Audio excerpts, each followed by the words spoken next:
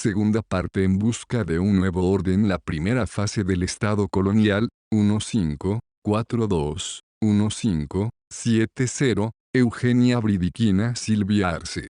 El proyecto de la Iglesia. El debate y la lucha por los derechos de los indígenas. A mediados del siglo XV, gran parte de los actores de la conquista y de las primeras décadas de la colonia ya murieron. Carlos Béchica dejó el trono, 1556, y otros personajes tuvieron papeles protagónicos. Sin embargo, no se había resuelto aún varios de los temas que suscitaron importantes debates al inicio mismo de la conquista. ¿Tenían los españoles el derecho de someter a su dominio a los pobladores de América? ¿Los indios eran seres de la misma categoría que los españoles? Estas y otras preguntas eran constantes en el ámbito político y eclesiástico y formaban parte de un intenso debate ideológico. Desde el ámbito eclesiástico llegaron voces, como la del padre Montesinos en 1511, que cuestionaban a partir de la noción de hombre libre la legitimidad y la forma en que se implantaba el dominio español sobre el Nuevo Mundo. El Frente de Defensa de los Derechos de los Indios fue encabezado por el teólogo dominico Fray Bartolomé de las Casas, que criticó tanto la institución de la encomienda como la utilización de las poblaciones encomendadas en las explotaciones mineras. Para las Casas, la encomienda significaba la encarnación de un régimen señorial que limitaba la intervención estatal y la posibilidad de resguardar los derechos igualitarios de los nuevos súbditos. El dominico cuestionaba también la actividad minera como causa de la aniquilación de la población de la isla La Española, primero, y de la Antillana después. Esta oposición a la implantación de una sociedad mercantilizada y destructora de las sociedades indígenas se reflejó en las leyes de Burgos, 1512 a 13, que pretendían conciliar el régimen de la encomienda con la libertad de los indígenas y la evangelización. En 1520, Las Casas logró el reconocimiento explícito de la libertad de los indígenas. Con la conquista de Nueva España, se percibió la dificultad de controlar las acciones de los conquistadores, pero, a partir de la década de 1530 surgió una nueva reacción contra la guerra esclavista y los abusos de la encomienda. Las reivindicaciones del movimiento lascasiano fueron instrumentalizados por la corona para combatir el avance del régimen señorial. Después de la conquista del territorio de Charcas, cuando en 1539 ya empezó la explotación de las minas de Pizarro, el obispo cusqueño Vicente Valverde, seguidor de posturas lascasianas, protestó contra estas prácticas y la cédula real de 1541 exigió a Vaca de Castro respetar la prohibición, 1526, de echar indios a las minas. Varios sacerdotes, el bachiller Luis de Morales, el obispo Valverde, el licenciado Martel de Santoyo y otros padres dominicos advertían en sus informes sobre las nefastas secuelas de la coacción minera,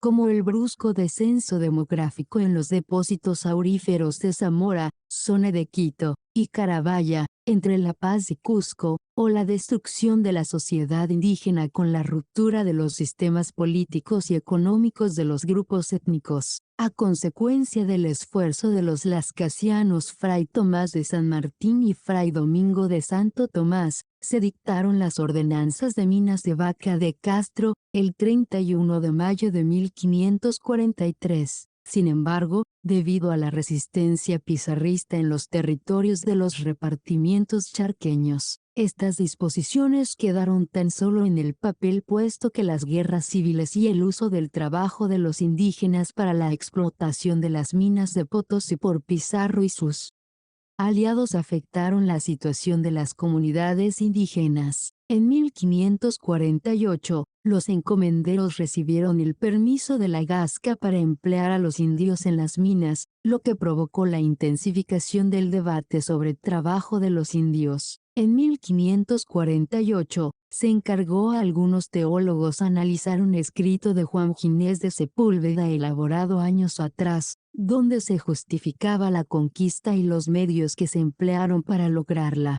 considerando que los indios eran seres de segundo orden y que sus sociedades habían sido contaminadas por prácticas infames como los sacrificios humanos y el canibalismo que justificaban la intervención española con el fin de enseñarles unos modos de vida justos y humanos, citado en Bernard Grusinski, 1996. Por primera vez, un imperio organizaba oficialmente una consulta sobre la justicia de los métodos empleados para extender su dominio. La lectura de este escrito generó diferentes reacciones como la de Bartolomé de las Casas, que había hecho campaña para defender lo que hoy llamaríamos los derechos humanos de los indios. Logró que las universidades españolas de Alcalá de Henares y de Salamanca se opusieran a la publicación del trabajo de Ginés de Sepúlveda. En 1555, en la ciudad de Valladolid, se produjo el famoso debate o controversia entre las Casas y Ginés de Sepúlveda que generó un genuino interés en todos los círculos. No resulta claro cuál fue la conclusión del debate o quién lo ganó, pero sin duda tuvo una importancia decisiva en la forma en que, a partir de entonces, el mundo percibió al otro. Los grandes juristas de Salamanca, en particular Vitoria, desarrollaron el modelo legal en el que defendían el trato a los hombres libres, a diferencia del que se daba a los llamados esclavos por naturaleza. De esta manera los indios americanos podían gozar de su plena humanidad. Lo que se debatía en España repercutió en las prácticas políticas en América y en Charcas. Después de la conclusión de la Guerra Civil, en abril de 1548, el presidente Lagasca, que tuvo que proclamar un nuevo reparto de encomiendas, mandó una comisión para realizar un informe sobre el valor de cada repartimiento. Esta comisión estuvo encabezada por 3 dominicos de la corriente lascasiana, el arzobispo Jerónimo de Loaiza, fray Domingo de Santo Tomás y fray Tomás de San Martín, que luego fue reemplazado por el licenciado Santillán. La comisión recogió los datos de los visitadores regionales, entre 1549 y 1550, y estableció nuevos impuestos en base del supuesto consentimiento de los indios, lo que fue más una formalidad legal. Más tarde, el licenciado Santillán lo calificó como un pacto que contemplaba los intereses de los encomenderos y de los caciques. Como en 1549 los encomenderos todavía representaban un grupo poderoso capaz de protagonizar nuevas rebeliones, la nueva tasa conservó un nivel alto. Posteriormente, los dominicos opinaron que el pago de las tasas por los indios era excesivo e influyeron sobre la posibilidad de hacer retasas. Aunque la Real Cédula de 7 de febrero de 1549 decretaba que ninguna persona que tuviera indios encomendados los pudiese echar a las minas, en uno de sus capítulos establecía la posibilidad de que los indios pudieran trabajar voluntariamente y autorizaba a los encomenderos a enviar hasta 25% de sus tributarios a minas situadas a una distancia máxima de 60 leguas de los pueblos, en turnos rotatorios de 4 meses. Fray Domingo de Santo Tomás y el Frente Lascasiano se opusieron a la nueva política, indicando que las minas no presentaban ningún beneficio para la población india. En una carta de 1551, Fray Domingo de Santo Tomás hizo una apasionada denuncia de las crueldades del trabajo dentro de la boca del infierno y de otras formas de explotación de los indígenas como la utilización de sus ganados para el transporte de mercancías, desde Ropacumbi y Coca hasta Chuño y Ocas. Además, evocó el despoblamiento de las comunidades, el desarraigo y el abandono de las unidades étnicas. Estas denuncias no fueron aisladas sino el fruto del pensamiento de varios funcionarios y religiosos que defendían los ideales de la Iglesia primitiva y que intentaron implantar una política de inspiración cristiana que respetase las estructuras prehispánicas. El tema del trabajo indígena en Potosí, la tasación del tributo de las encomiendas y la perpetuidad de las mismas fueron las principales reivindicaciones del movimiento lascasiano en estos años. En 1558, la situación cambió cuando se vieron indicios de una crisis en Potosí que se manifestó con el derrumbe de la producción, el despoblamiento del cerro y el abandono de las labores que se refleja en un documento del dueño de un ingenio en Potosí, el sevillano Luis Capoche, bajo el título de Relación General del Asiento y Villa Imperial de Potosí. En este informe dirigido al virrey Hernando de Torres y Portugal Conde del Villar, Capoche presentó una descripción de la vida económica y social de Potosí hasta 1585 para facilitar la comprensión de los asuntos del cerro y sus dificultades. Capoche, 1585-1958, 72. Los yanaconas e indios de encomienda establecidos en Potosí que no podían conseguir las cantidades suficientes de minerales para satisfacer la tributación huyeron y buscaron refugio en las haciendas de los valles orientales. Debido a esta crisis, se alteró el panorama político y económico de Charcas y se produjo la ruptura de la alianza entre el Estado colonial, los señores étnicos y los religiosos. El virrey Conde de Nieva inició una nueva política dirigida a acelerar el desarrollo de una economía mercantil. El resultado fueron las ordenanzas de Minas, 1561, para regular el trabajo indígena en Potosí, que respondían a los intereses de los mineros que anhelaban el retorno de los indios. Las ordenanzas obligaban a los curacas de la provincia de Chucuito a enviar anualmente 500 indios al yacimiento de Porco y 250 al de Berenguela. A Potosí se envió cerca de 5.000 para compensar los 30 pesos de tasa que le fueron asignados. El establecimiento de los corregidores como recaudadores del tributo erosionó el poder de las jefaturas étnicas y religiosas y permitió la inserción forzosa de los indígenas al nuevo programa económico. En la década de 1560, eran los frailes lascasianos, encabezados por el obispo Fray Domingo de Santo Tomás que, junto con los caciques, presionaron para que los encomenderos restituyeran a la población indígena los montos cobrados sin cumplir con la tasa fijada por la Gasca después de las guerras civiles. Los indios iniciaron procesos en contra de los excesos de tributo cobrados por sus encomenderos, aunque aquello ocurrió recién después de la muerte de los encomenderos. Por tanto, los procesos fueron contra los herederos, del Río,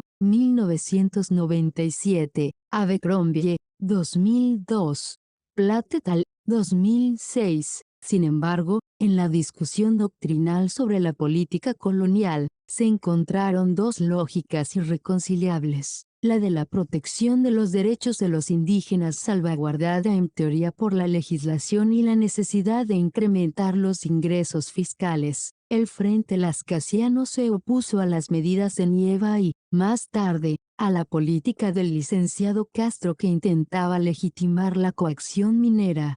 Cuando, en 1567, Castro solicitó al arzobispo Loaiza y los prelados de distintas órdenes una opinión sobre el tema, la respuesta mostró el debilitamiento de su posición, pues reivindicaba la libertad de los indígenas.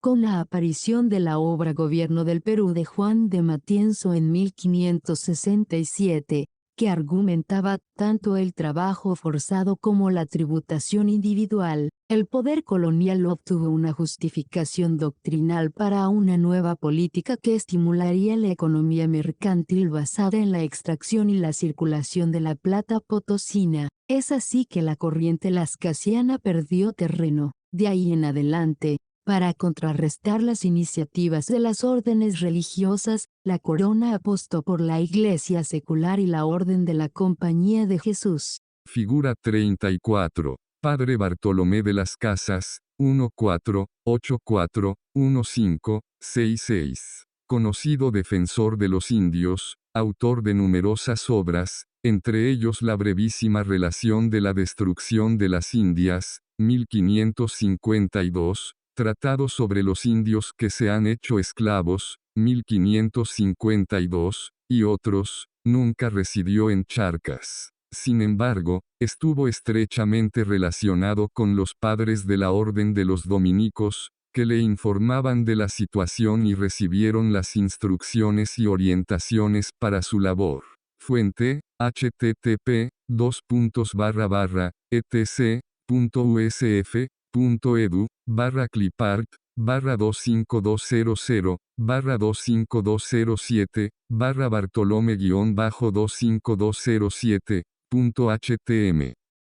Figura 35. Ginés de Sepúlveda, 15901673, autor de la obra Democrates, Secundus ibe de Justis Belli Causis. Se lo conoce como el defensor de la conquista de América, quien justificó la explotación de los indígenas. Se enfrentó y polemizó con Bartolomé de las Casas en la Junta de Teólogos en Valladolid convocada por Carlos B. Chica para definir los términos de la guerra justa y el trato que merecían los indígenas. Fuente, http://www.biografiasividas.com/biografia/s/sepulveda.htm.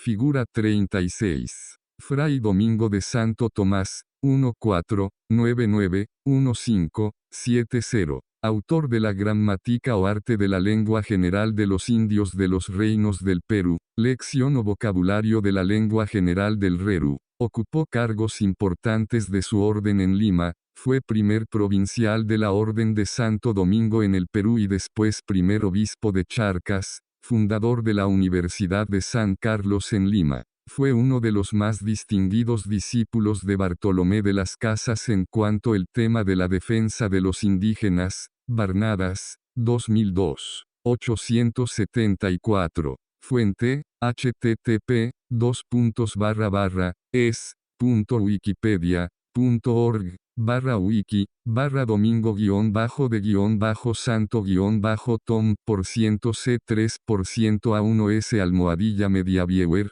archivo, Domingo de Santo tanto C3 Figura 37. Iglesia de Santo Domingo en Potosí, S.XB chica I. La mayoría de los templos potosinos fueron construidos en el siglo XB chica I y reconstruidos luego en XB chica I. Los primeros templos fueron construidos por los franciscanos, los dominicos, los mercedarios y, en la década de los 80, los jesuitas. Al interior del templo descansan los restos del apóstol de Potosí Fray Vicente Bernedo, cuya vida y labor religiosa en Charcas está relacionada con la orden de los dominicos. Fuente, L. Prado.